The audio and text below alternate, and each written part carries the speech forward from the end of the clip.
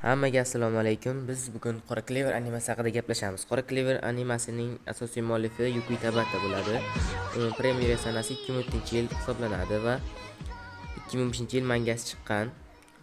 Qora Clever animasida Asta va Yuna ismli ikki yetim bolaning hayoti tasvirlanadi va asosiy qahramonlar ham shular hisoblanadi. Qora Clever animasida 8 ta kapitan bo'ladi va 8 ta kapitanning to'liq jamoalari bo'ladi.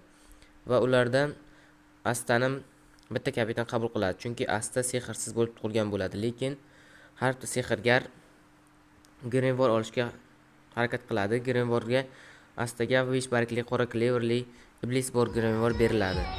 Va shundan kelib chiqadiki, Asta faqat bitta kapitanning jamoasi qabul qiladi.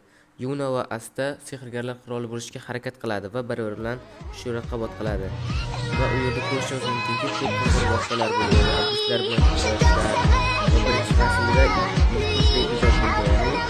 hali davomi chiqmoqda, lekin 2023-yilda Netflixda ham chiqqan bo'ladi.